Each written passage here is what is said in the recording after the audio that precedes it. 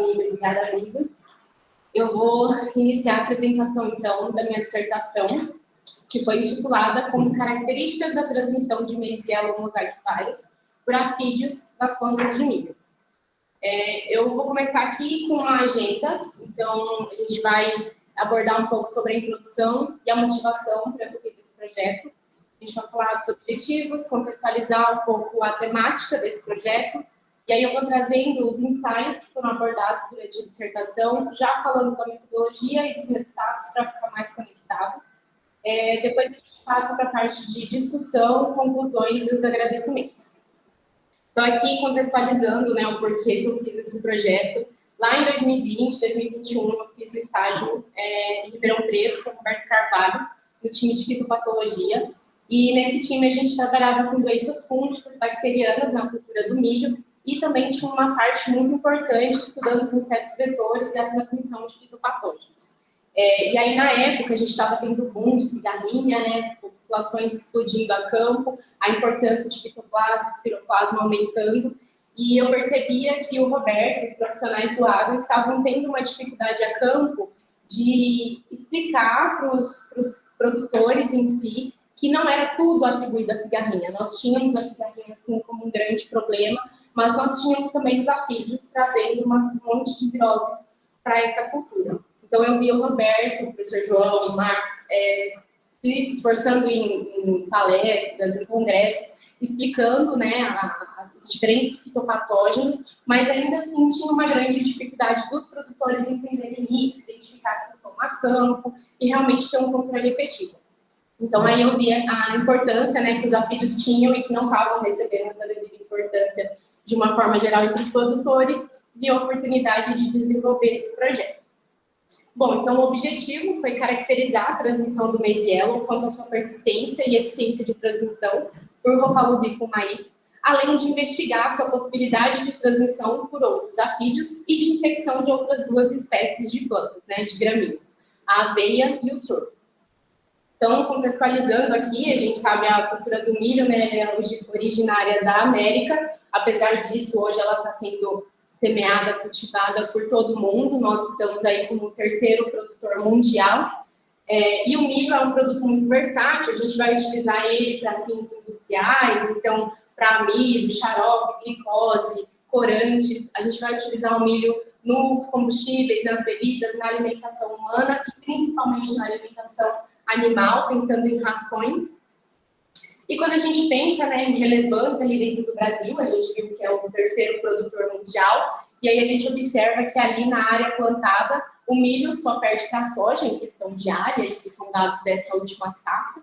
E quando a gente pensa em produção, o milho se equivale ali à soja, então os dois ficam em 40% em questão de participação ali na produção de grãos. Então, realmente é uma cultura muito importante, e que quando a gente fala de produção ao longo do ano, em algumas áreas do Brasil, a gente tem produção de milho de janeiro a janeiro. Então, a gente tem a primeira safra, a segunda safra, e agora a gente tem tido aí a ocorrência das terceiras safras, que acontecem principalmente aqui no norte, em Roraima, por exemplo, foi onde aconteceu nessa última safra, que é onde a gente pode ter um regime hídrico que possibilite esse plantio, e no nordeste, que aí a gente tem a irrigação muito forte, e aí também possibilita esse tipo de produção e traz uma solução para o gargalo de abastecimento de grãos lá no Nordeste. Então, a gente vê que a ponte verde dessa cultura está no Brasil ali o tempo todo, e isso impacta nas pragas que a gente encontra no milho.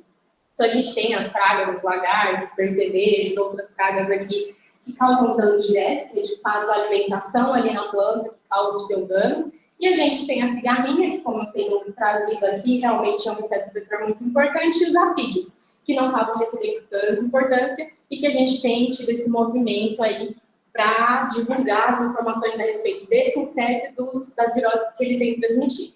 Então, aí a gente, para esses dois casos, né, que são os insetos vetores, nós temos os danos diretos, que seria populações altas succionando ali a seiva, causando danos na planta, e os danos indiretos, que de fato é a transmissão desses fitopatógenos. Falando então em fitopatógenos, nós temos aqui, né, vírus, bactérias, molicutes sendo transmitidos por esses insetos, e a gente tem que, no caso de viroses, 75% são transmitidos por insetos, então olha a importância desse tema que a gente está estudando.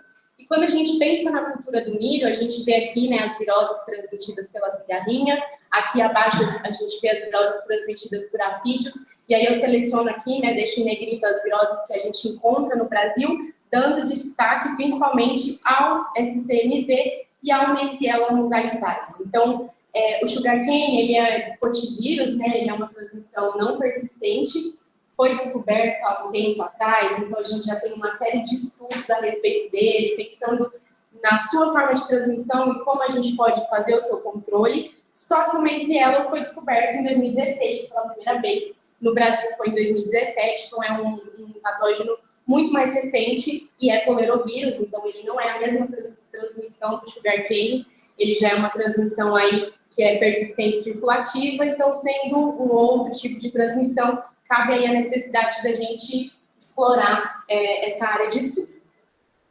Bom, então aqui eu trouxe rapidamente os registros, né, dessas doenças, mostrando que realmente é muito recente. Então, a primeira vez que o Meizella foi identificado foi em 2016 na China, e depois ele foi identificado em países na África, na América, a gente teve Brasil, Equador, e a gente teve essas identificações de 2016 até 2023, então realmente é muito recente.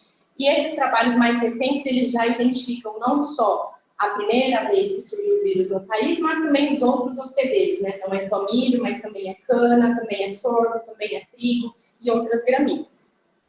Quando a gente pensa, né, nos trabalhos de caracterização, eu coloquei aqui os que a gente já tem publicado, são todos muito recentes e tentando entender a diversidade genética que a gente tem desse vírus, a questão de co-infecção com outros vírus, questão de sintomatologia, que a gente vai ver que difere bastante ao longo do mundo.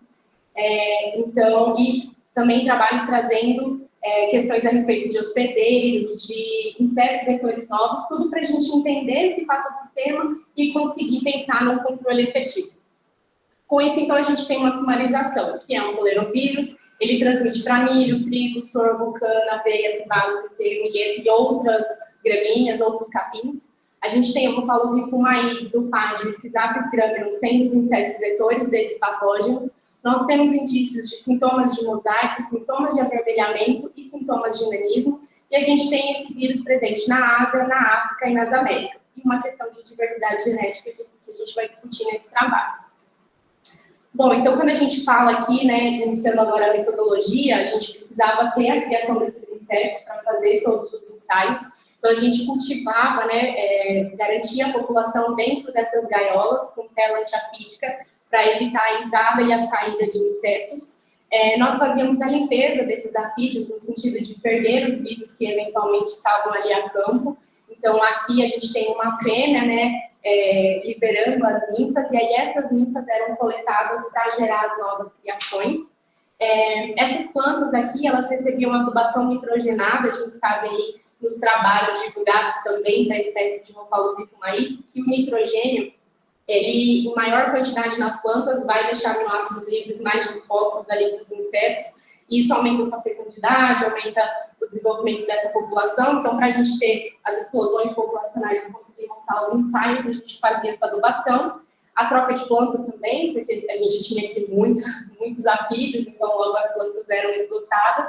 E o estágio fenológico também era muito importante, então a gente sabe que os afídeos, principalmente o Rhopalus fumaídes, ele vem aí pré-pendoamento, então a gente priorizava esse estágio fenológico para a nossa criação. E a gente fazia a retirada de parasitóides. Então, aqui na Exalc, a gente identificou tanto múmias enegrecidas quanto múmias mais pardas de afídeos, então a gente tinha provavelmente esses gêneros de parasitoides atuando. E aqui eu trouxe até um vídeo de um afídeo que a gente rompeu, né, a múmia, para realmente ver a larva daquele parasitoide atuando. Então, como a gente tinha muitos afídeos numa planta, os parasitoides eram atraídos, e a gente tinha esse trabalho de retirar os parasitoides, seja sugando eles, ou seja, reiniciando a criação numa gaiola sem esses parasitoides. Em relação à avaliação molecular, então, a gente fazia a extração do RNA tanto das plantas quanto dos insetos. A gente fazia as coletas dessas folhas e dos insetos no mesmo dia que a gente ia fazer a extração, porque a gente estava muito perto das estufas e o laboratório. A gente armazenava esse material no gelo e com papel alumínio para evitar a degradação por luz e por temperatura. Fazíamos a maceração aqui com nitrogênio líquido e adicionávamos aqui o trisol para realmente romper as células e expor o conteúdo celular. Depois a gente adicionava o clorofórmio e aqui a gente retirava, né, o clorofórmio, então separava a parte mais lipídica, de polissacarídeos, separava da fase aquosa, que continha o RNA. Então a gente pegava esse material aqui e aí passava por isopropanol para precipitar esse RNA e fazia a limpeza com álcool. Depois a gente fazia a conversão em cDNA para que fosse possível fazer o PCR convencional. Então, agora a gente partindo para os ensaios. O primeiro ensaio que a gente fez nesse mestrado, nesse trabalho, foi a gente pegar aqui plantas fonte com infecção mista de sugarcane e de maize yellow. E aí a gente não colocava os afídeos, né, averulíferos, a gente não colocava direto na planta, porque eles têm a tendência de ir para o cartucho, aí a gente perdia os afídeos. Então, o que a gente fazia era destacar uma parte da folha dessa planta, colocava aqui na placa de PET com água na água, para não ter a desidratação dessa folha, e a gente deixava um período de aquisição aqui de 2 dias dos afídeos se alimentando nessa placa. Depois dos 2 dias, a gente pegava esses afídeos e dividia entre as plantas teste, de forma que cada planta teste recebia 10 afídeos por planta. E aí, para a gente segurar o afídeo numa região, né, da folha e não deixar com que ele viesse aqui para a parte mais nova, para a folha mais nova, a gente criou essa gaiola aqui, que era de acrílico transparente, fizemos um furo aqui, colocamos uma tela antiafídica para que a troca gasosa. Aqui a gente vê uma esponjinha também, que era para não ferir a folha, e a tampa de isopor também para não ferir a folha. Então, depois, durante o período de acesso à inoculação, a gente deixava essas plantas teste montadas com os afídeos dentro das gaiolas para evitar qualquer contaminação. E aí, depois de um dia de PAI, 24 horas, a gente tirava os afídeos desse bloco de plantas, passava para o próximo bloco e assim por diante, até esgotar o número de afídeos do ensaio. E aí, nesse ensaio, o que a gente fez foi se basear no sintoma da planta. Então, a gente tinha pegado uma planta fonte, que tinha sugarcane, que tinha maize yellow, tinha o sintoma de mosaico. Nós entendemos que dava para a gente fazer a transmissão e depois observar os sintomas na planta teste. Só que o que nós observamos é que no primeiro PAI, realmente, em todas as repetições, aqui estão as 3 repetições, nós tínhamos plantas sintomáticas, que a gente acreditava ser sugarcane e maize yellow. Só que quando a gente ia para o segundo PAI, isso praticamente era zerado. Então, a gente teve aqui, né, uma planta com sintoma, mas as outras já não tinham. E no terceiro PAI, no quarto PAI, nós não observamos mais sintoma algum. Então, aí nós levantamos a hipótese de que, provavelmente, esses sintomas estavam mais atribuídos ao sugarcane do que ao maize yellow. Porque o sugarcane, ele estaria presente em abundância aqui, né, nesse primeiro PAI, visto que ele está no estilete do inseto. Quando ele chegasse no segundo PAI, muito provavelmente esses estiletes estavam esgotados. E aí, realmente, o sugarcane não seria transmitido e o sintoma não estaria ali. Então, com base, né, nesse ensaio, a gente foi para a próxima etapa, que foi fazer a aquisição por 2 dias, deixar a inoculação na planta teste por 1 dia, só que agora pegar as plantas teste e fazer a extração do RNA de todas as plantas, de todas as repetições. E aí a gente teve o resultado de que, a partir de uma planta fonte que está com infecção simples de maize yellow, todas as plantas teste não apresentaram nenhum sintoma foliar, nem de mosaico, nenhuma estria, nada foi observado. Por outro lado, apesar da gente não ter nenhum sintoma, quando a gente fazia a extração do RNA, a gente observava que ele estava presente. Então, a gente vê do primeiro PAI até o 5º PAI essa transmissão acontecendo, e no 5º PAI tendo até a maior porcentagem de taxa de transmissão, o que trazia para a gente a informação de que o maize yellow estava aqui e que ele realmente é um puleirovírus, ele foi, né, adquirido ali pelo inseto, circulou pelo inseto e até o 5º dia o inseto conseguiu inocular esse patógeno na planta. E aí a gente vê, né, que a probabilidade aqui de transmissão foi muito baixa por parte desses afídeos, mesmo que a gente tenha conseguido aqui em muitos PAIs a transmissão, essa taxa foi baixa, só que quando a gente olha os afídeos, todos eles realmente tinham um patógeno, até o 6º dia que a gente observou o patógeno do vírus, a gente observou no inseto, apesar dele não ter transmitido para a planta, mas aqui era uma planta teste só, né? Então, provavelmente foi questão de eficiência. Mas aí, pensando nessa probabilidade ser muito baixa, a gente partiu para o próximo ensaio, que foi entender, tudo bem, no campo, o Maize Yellow, ele não acontece sozinho. Muito provavelmente ele está ali em co-infecção com outras viroses. Então, vamos entender como que é essa interação do Maize Yellow com o Sugarcane quando eles estão juntos na planta. E aí, o que a gente fez? Metade das plantas, dos afídeos, passaram pelo tratamento que está descrito aqui agora na lâmina. Então, a gente fez a aquisição de uma planta-fonte com infecção simples de Maize Yellow. Nós deixamos 2 dias adquirindo, pegamos esse afídeo, colocamos em plantas teste e deixamos inoculando o Maize Yellow. A outra metade do experimento, a gente pegou as plantas teste e 2 dias antes delas receberem esses insetos, a gente inoculou mecanicamente o Sugarcane. Então, como é um potivírus, ele está na epiderme da folha, a gente consegue cortar pedaços dessa folha, macerar numa solução tampão e inocular mecanicamente na planta. Então, a ideia é que o Sugarcane poderia romper ali a barreira, né, de proteção da planta e o Maize Yellow poderia infectar mais facilmente as plantas. Aqui a gente vai para os resultados, então. Nessa parte de cima, a gente tem aqui as plantas que não foram infectadas previamente e aqui as plantas que foram infectadas previamente. O que a gente observa são uma taxa de inoculação muito semelhante entre os 2 tratamentos. Então, não teve diferença estatística, a gente não observou tendências de que o Sugarcane pudesse estar impactando positivamente ou negativamente na infecção por Maize Yellow. Aí a gente bolou o segundo ensaio nesse sentido de co-infecção, e agora, ao invés do Sugarcane entrar antes do Maize Yellow na planta, ele entraria ao mesmo tempo que o Maize Yellow. Então, a gente fez agora uma aquisição de uma planta fonte com infecção mista, tinha Sugarcane, tinha Maize Yellow. Esses afídeos ficaram aqui 2 dias adquirindo esses patógenos, e aí metade desses afídeos passaram por um processo de limpeza de 4 horas numa planta destacada, uma folha destacada, sadia, e a ideia aqui era, o afídeo está com Sugarcane e Maize Yellow, passando pela limpeza ele ficaria só com Maize Yellow, e aqui a gente teria plantas testes, provavelmente com Maize Yellow presente. E o outro tratamento, a gente não fez a limpeza. Então, o que a gente queria é, os afídeos estão com Maize Yellow e Sugarcane ao mesmo tempo, vão inocular na planta, sem nenhuma limpeza, com os 2 patógenos presentes. Aí nós temos o resultado de que, quando a gente tinha a limpeza viral, a gente fez a aquisição dos 2 vírus, mas a gente passou pela limpeza, realmente os afídeos perderam o Sugarcane, o estilete foi esgotado nessa limpeza, e a gente vê isso porque nenhuma planta tinha sintoma aqui de mosaico, que a gente estava atribuindo ao Sugarcane. Quando a gente faz a limpeza, quando a gente não faz a limpeza viral, a gente pega o afídeo e já coloca direto na planta teste, a gente vê os sintomas no primeiro PAI, que é o momento em que o afídeo acabou de adquirir, ele vai inocular nas plantas teste, e nesse PAI ele vai esgotar seu estilete. Então, no segundo, no terceiro PAI, como a gente observou aqui, não tinha mais sintomas.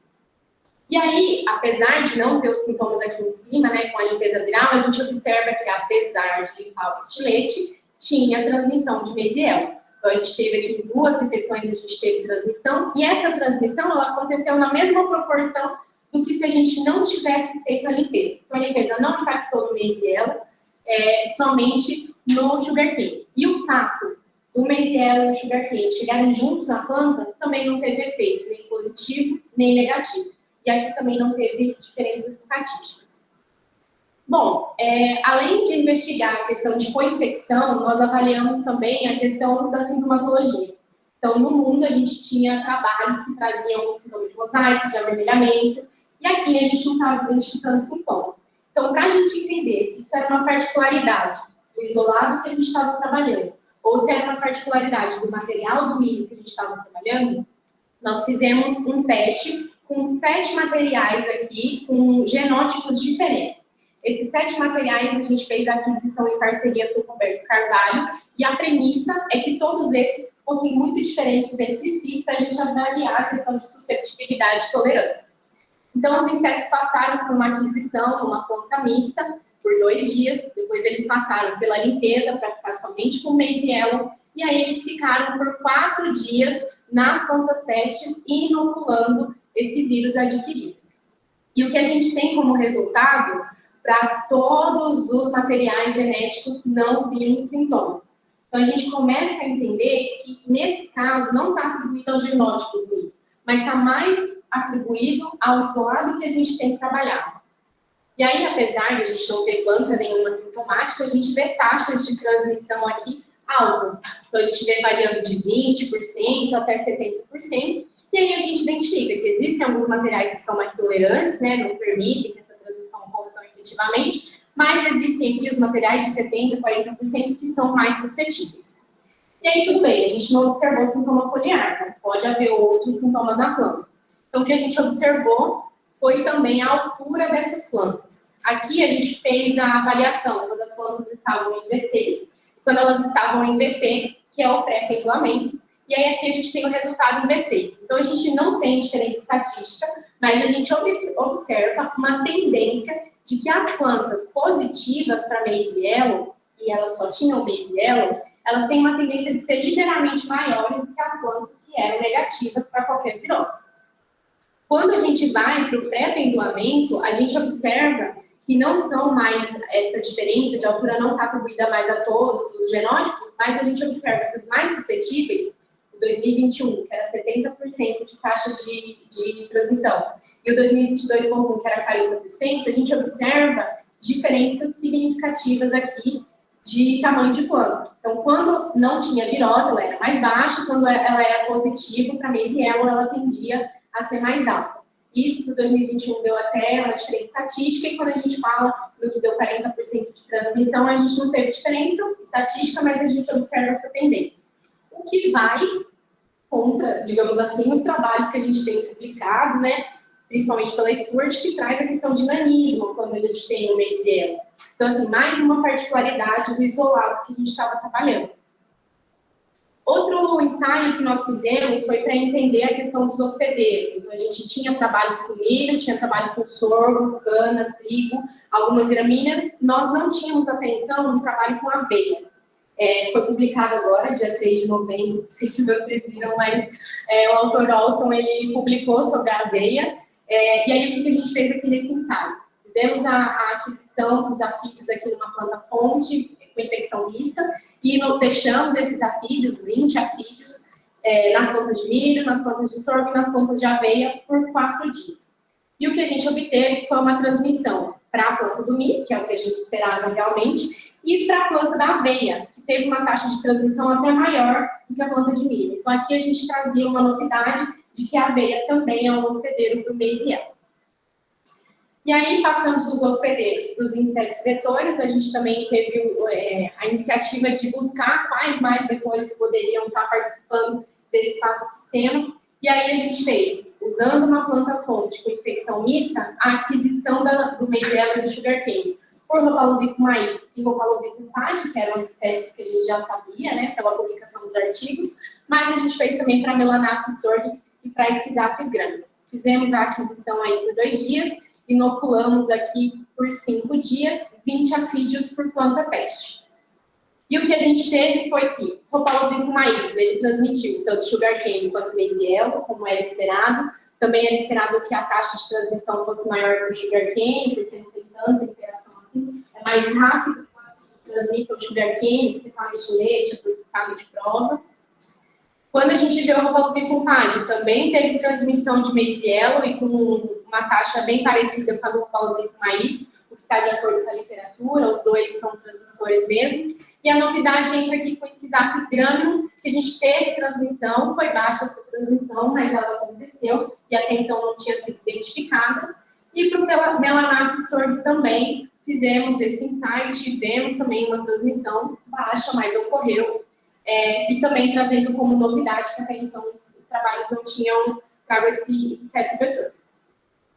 Bom, e aí a gente trabalhou também com a eficiência de transmissão a partir de infecções mistas que a gente encontra a campo. Então, foi um trabalho aqui que a gente fez no laboratório do professor João, fiz em parceria com o Euclides. Nós fomos a campo, identificamos algumas plantas que estavam com sintomas de fitoplasma, espiroplasma, viroses, selecionamos essas plantas, marcamos, fizemos extração, entendemos o que tinha de virose, de molipute, e aí a gente colocou grupos de afídeos para fazer a aquisição de 2 dias nessas plantas e depois inocular por 4 dias em planta teste, para entender se o Meizelo em co-infecção com outras viroses, com outros molifoods, se tinha uma tendência de sinergismo ou de antagonismo. E aí o que a gente observa é que, principalmente aqui nesses últimos 3, o Meizelo, quando ele está com a presença do espiroplasma ou do fitoplasma ou ambos, a gente não tem a transmissão do Meizelo ocorrendo. E quando o Meizelo estava com o Mastrevírus somente, também não houve transmissão. Porém, quando a gente tem o Meizelo com o Mastrevírus e o Sugarcane, a gente tem transmissão nas 3 repetições que nós fizemos, nas 3 plantas fomos. Desculpa, a gente tem a transmissão de Meizelo para uma repetição que a gente fez, só que a gente teve de 10% aqui essa transmissão. Isso quando está com o Mastrevírus e o Sugarcane. Quando a gente está com o Mastrevírus, Sugarcane e vírus da misca, a gente também tem a transmissão. Então, o que a gente começa a levantar de hipótese é que co-infecção com outras viroses não atrapalham a transmissão do Meizelo, mas que com molifoods pode ser que haja algum antagonismo. Claro que a gente precisa fazer mais repetições para entender, mas uma hipótese seria essa. Bom, então a gente tem aqui, deixei uma planta, um exemplo do sintoma que a gente não tinha aqui no laboratório. O isolado que a gente trabalhou, então, não apresenta qualquer sintoma visual familiar. Isso é para diferentes genótipos de milho, para aveia. O vírus, ele permanece no inseto, mesmo após o período, né, de limpeza estiletar, o que traz para a gente essa questão que, de fato, vai para o intestino, e depois volta ali para as glândulas salivares, né, e aí o afídio vai inoculando até que isso se esgote do seu organismo. Então, mesmo após alguns períodos de inoculação, mesmo após limpeza, os afídeos são capazes de transmitir o Meizelo. Até 6 dias de inoculação, foi possível observar os vírus nesses insetos, a gente fez a registração dos insetos propriamente dito, né? Tivemos uma baixa eficiência de transmissão para esse isolado, o que também já vem sendo levantado por outros autores. Então, a gente tem o Sun na China, por exemplo, que traz essa questão de que a gente tem eficiências diferentes nas diferentes províncias da China, diferentes regiões, a gente tem diferença na sintomatologia, na taxa de transmissão, e muitas vezes também ele relata que faz esse levantamento a campo de sintomatologia, e quando faz a extensão, o Meizelo está em 2% das plantas, 10% das plantas. Então, isso está em concordância com alguns pontos aí que a gente vê pelo mundo. Não tem uma interação provável, aqui eu destaco que não tem uma interação negativa, provavelmente, entre Sugarcane e Meizelo, e pode ser que haja outros afídeos transmitindo Meizelo para as outras culturas. O nosso trabalho, os trabalhos que vêm sendo divulgados, estão muito atrelados a afídeos que estão em gramíneas, isso porque é um patógeno que é recente, então a gente parte, né, das mais próximas à cultura do milho, mas pode ser que haja, né, transmissão para alguma dicotiledônia, a gente sabe que tem colerovírus aí que infectam frutíferas, por exemplo, então pode ser que haja, a gente precisa estudar. Tem essa variabilidade genética do vírus já confirmada, não só pelo nosso trabalho, mas por outros trabalhos já publicados. E temos impactos no controle da virose. Então, a gente sabe que o afídio é de difícil controle, porque ele entra na cultura na hora que a máquina já não consegue mais aplicar, o milho já está muito alto. O afídio também é de difícil alcance, porque ele está aqui no cartucho do milho, então os produtos não chegam ali perto. E aí a gente precisa entender, né, já que a gente tem essa dificuldade do controle do inseto, como que acontece essa transmissão? No caso do Sugarcane, por exemplo, você vai aplicar um inseticida, pode até piorar a transmissão, porque aí você vai usar o organofosforado, vai deixar o inseto mais agitado antes dele morrer, ele pode transmitir até mais doenças ali, com mais virose, com a picada de prova. Agora, no colerovírus, a gente precisa identificar, impacta ou não impacta, dá tempo da gente fazer uma aplicação de inseticida, uma aplicação biológica. O que a gente pode fazer no controle cultural, gramíneas, ou se eu colocar com dicotiledônia já pode resolver esse problema, diminuir o banco de inóculo. Então, eu trago até no trabalho que a intenção dessa dissertação não foi trazer as soluções para o controle, mas que, de fato, a gente quer caracterizar essa doença para aí a gente embasar, no futuro breve, o controle desses patógenos na cultura do milho. Aqui, então, eu trago os agradecimentos, professor João, que é um orientador, que é um pai, né, lá do laboratório, acho que a Joyce pode concordar com essa informação. A Joyce, que me ajudou na correção de trabalho, me ajudou na montagem de ensaio, na criação de inseto. A Mari, que não está aqui presente, mas também me ajudou muito. Euclides e Anderson, que também foram colegas assim, que ajudaram horrores durante a dissertação. A Nathalie, que já não está no laboratório, mas também ajudou muito. As estagiárias, que foram muito parceiras nesse momento. O departamento de pneumologia, o professor Jorge e o Marcos, que estão aqui presentes na banca, mas me ajudaram ao longo do trabalho, principalmente na parte de extração, que eu tive bastante dificuldade. Aos meus pais, ao Lucas, os meus amigos, minha família, e ao campus do CNPq, pela suporte aí durante a dissertação.